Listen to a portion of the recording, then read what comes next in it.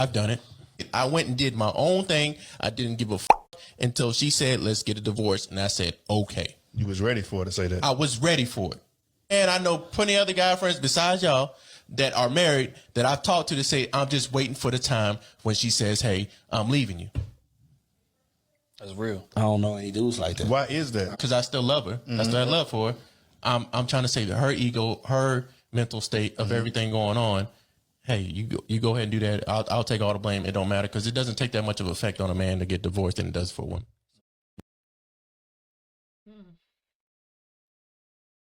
So what do you think? They say basically to save her because he still loves her.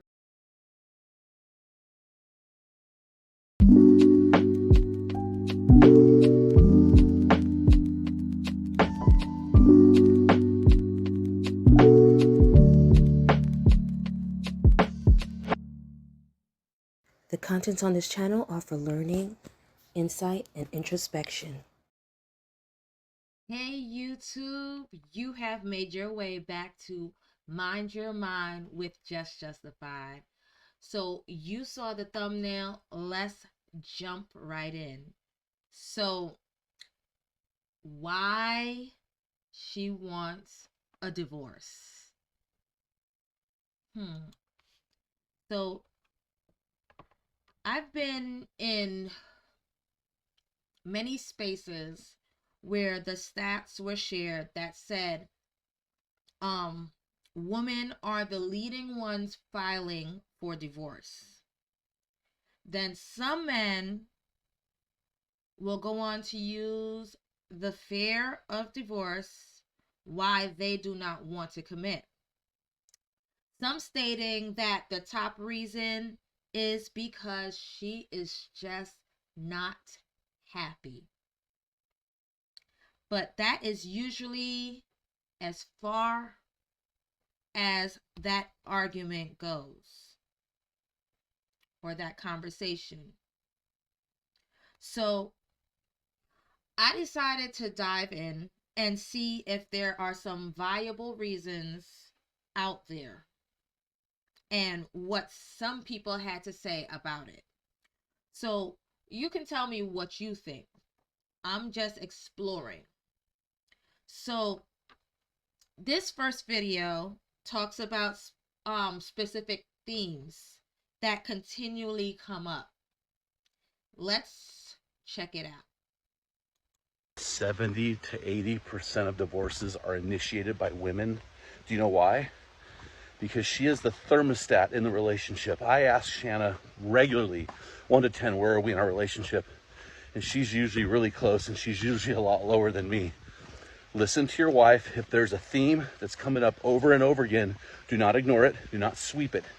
Because you may get to the place in 20 or 30 years where she walks away because for decades you've been ignoring her. So this man basically gives he basically talks about one issue that was basically the wife being continually ignored. That's one theme that he said. But what I liked was that in his video he gave a solution to basically do check-ins regularly to see where your spouse is, to gauge what needs attention. So I thought that that was also a good solution, or advice in a sense. So to continually check in to gauge what needs attention in your marriage.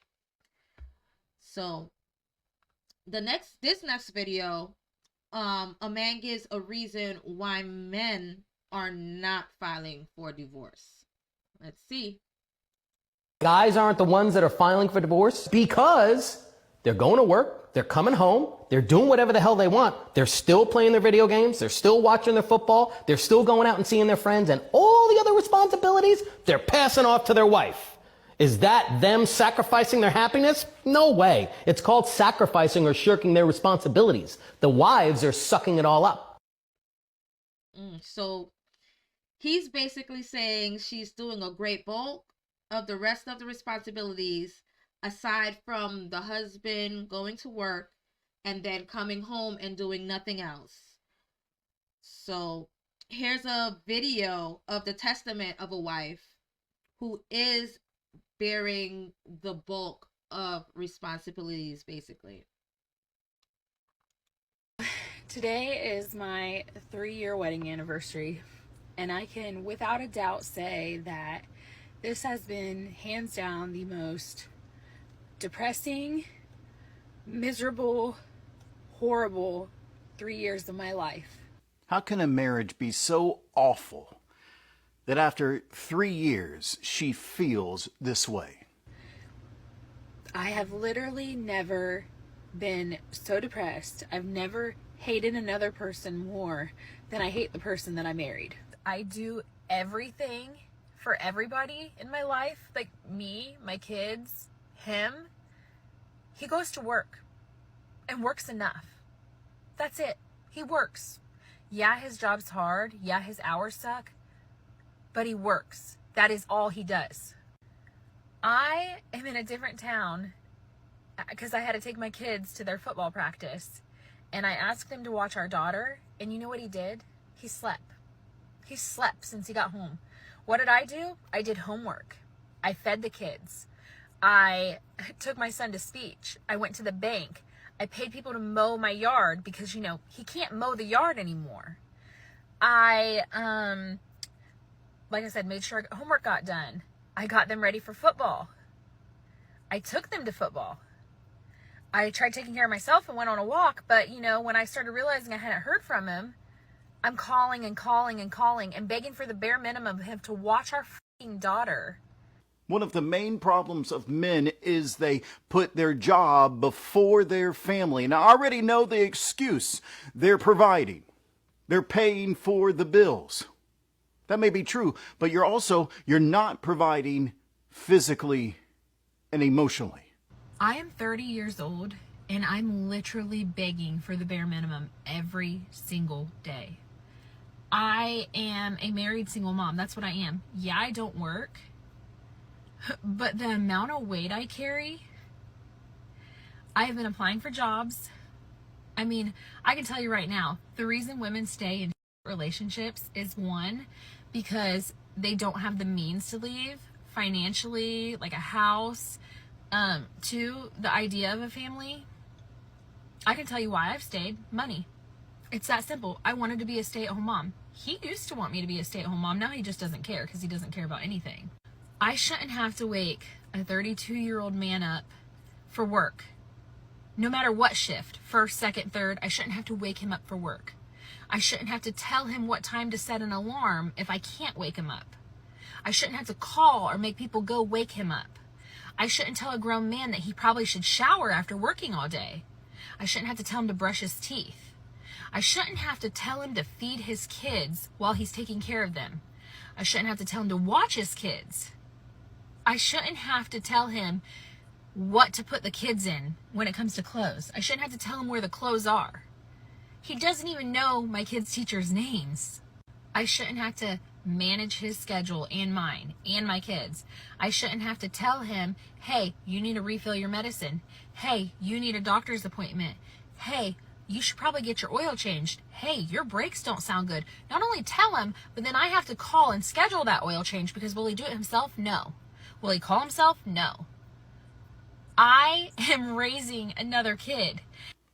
It doesn't require a whole lot of effort to just be a basic husband and father. I'm not saying great. Just be a basic husband and father. That's all she's asking for. That's it. Minimum effort. And he can't even provide that. So what do you think about that one?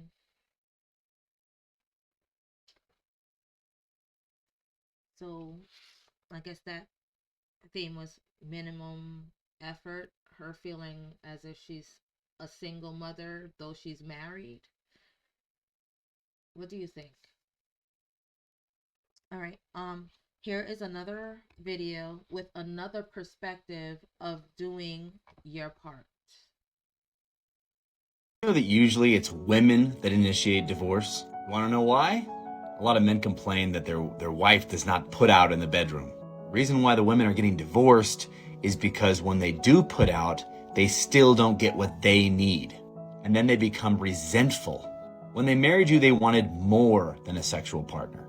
They wanted a friend, a companion, a romantic partner, and someone who would help fulfill family obligations with them.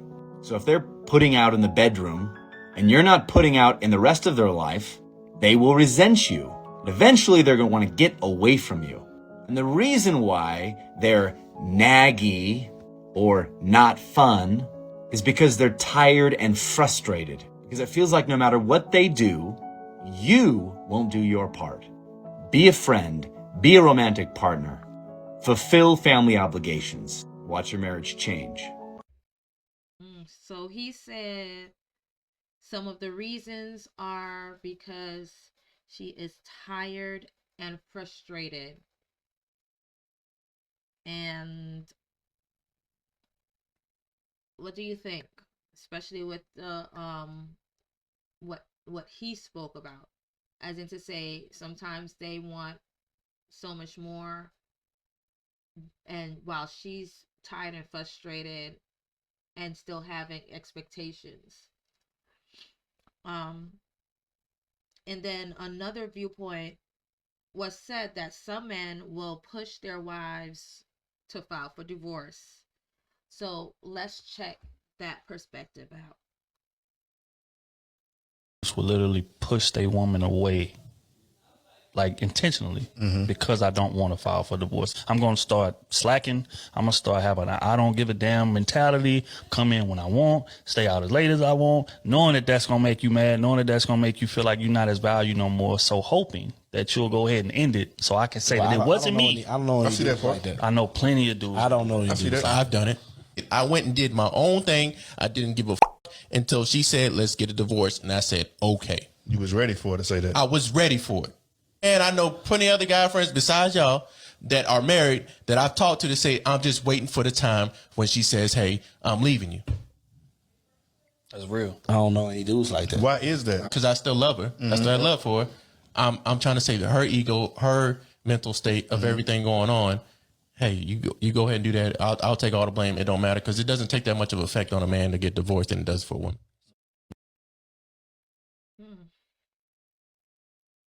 So what do you think? They say basically to save her because he still loves her, but you know, sometimes he just does subpar actions, shows up like in a low quality way and kind of expect like, you know, push her to do that. What do you think? This next video, this man gives 3 reasons that push a wife away. But what I like about certain videos is that when they give solutions. So he gave 3 reasons, but he also gave solutions. So let's check that out. There are 3 things that are driving your wife away from you and solutions for each one. Let's do it. First up, you lack integrity. You don't do what you say you are going to do. You're not a man of your word. And it could be small things. It could be big things. It could be that you said you're going to go take the trash out and you never really get around to it. The garbage man comes in the morning and it's not taken care of, right? That's the small stuff. The big stuff could be, I'm going to pick up the kids on the way home from work and you forget and your kids are stranded there. Or I say I'm not going to cheat on you and then you do, right? You're not a man of your word and that makes her lose respect for you. Second thing, you're apathetic as fuck. Allow yourself to see things from her perspective and that she has experiences that are also challenging despite you busting your ass at work and doing all this stuff. You don't complain about it, so you don't want to hear her complain about it because everybody's responsible for their own stuff, as you might put it. But over time, that lack of connection where you see her living in her lane and you living in your lane and not wanting to go and sit with her in her stuff and maybe welcome her in for your stuff causes a disconnect over time. That apathy will kill your marriage. Third thing, you are emotionally unavailable, and that wouldn't make you a rare case because most men are to a certain degree. Society has raised us from boys to young men that we should kind of shut down our emotional selves. It's not valuable. We want you to build stuff, make stuff, all of those things. So we tend to shut down and not really practice our emotional self. But the unfortunate part is when you become married and you find yourself in this relationship for a long time and then you start a family, you have these relationships that you really, really care about. And emotions are like the language of relationships. If you're not bringing anything to them emotionally, you're just kind of a cog in the machine. You're just someone that they are relying on for food and shelter, all that stuff, but you're not really connected to them. And that's going to create a disconnect and a distance over time within your marriage. All right, let's talk solutions. The first one, lack of integrity. It just means that you need to start keeping promises, small ones, to yourself, to your wife, to your kids, to your boss, to your parents. If you say you're going to do something, you need to start following through and being very intentional about that. You don't let one slide and think, I got away with one. She didn't yell at me this time, so I can probably get away with it again. We don't want that type of behavior. We need to dig in and be very intentional about what comes out of our mouth, what we say we're going to do, and how we follow through with that. Because as we start doing that more consistently, she builds respect for you. And that's what you want over time, right? Second one, if you're an apathetic bastard, I'm sorry, that was mean. You need to shift into empathy. You need to consider what she's experiencing and try to put yourself in her shoes. And by doing so, two things get to happen. First, she feels seen, she feels heard, which is a beautiful thing. It's going to make her feel more connected to you. And second, by demonstrating that you're willing to go there and be empathetic to her situation, she also will be willing to do so for you, because within a healthy relationship, there is reciprocity. So you get to demonstrate like, hey, this is how we're going to behave within this relationship. I'm going to be empathetic to you. And in turn, that would be great if you could do the same for me. Third thing, being emotionally unavailable. How do we change that? How do we shift that? First, you need to be willing to open up a little bit. And I don't mean that you need to cry on her shoulder and tell her your life story and all about your hopes and fears and dreams and all that stuff. You can if you want to, but it's not required to be emotionally available. All it really is that when she asks you about your day, and something's bugging you, whether it be about work or about the kids, like you open up and talk about that so that she doesn't start telling her own stories about what's going on within you and start responding and reacting to what she thinks is going on. By giving her your reality, she can see it for what it is and not spin out over what she thinks is actually happening. And I have worked with hundreds of men over the last 7 years of running the Evolved Man here. I know that intimacy is a big thing. Physical intimacy in particular within marriage is something that guys really want to see. And if you want that within your marriage, you have to understand that long-term relationships and marriages build intimacy through their emotional bonds and their willingness to show up and have space within each other and show and give space for each other. So by doing so, by just letting her in a little bit, bits and pieces, you start to flex that muscle a little bit, you're going to become more connected to your wife, and that builds intimacy long term as well. So there's that. All right, now take this advice and run with it, or don't. But if you want to stay married and want to have a connected marriage, not just kind of survive being married and say in 30 years or 50 years that, hey, we stuck it out, we're still married. Do you want to just stay married, or do you want to have a connected, passionate, fun, playful marriage? Because if you do, you're going to want to take the advice that I've shared here and actually do something with it. Okay? And if you know that you struggle with this stuff and you need some support so that you can live with more integrity, be emotionally available, and also show some empathy within your marriage, then I suggest you go below, hit up our calendar, get on the calendar with myself and the Evolved Man team, and we'll help you from there. Okay? All right. All right. So with that, it's time for our mindful moment.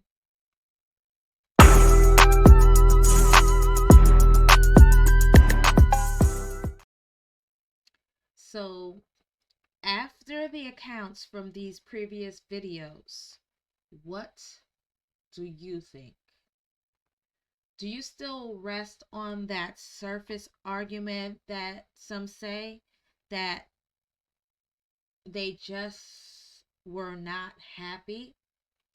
Or did this break that down a bit more for you, and of why some women end up filing for divorce. I would love to hear feedback from you about this one. What do you think? Because I've always heard the stats about it, but I haven't seen much conversation passing that. So I want to hear from you. Please let me hear you. Let me hear from you in the comments section. All right. So until the next time,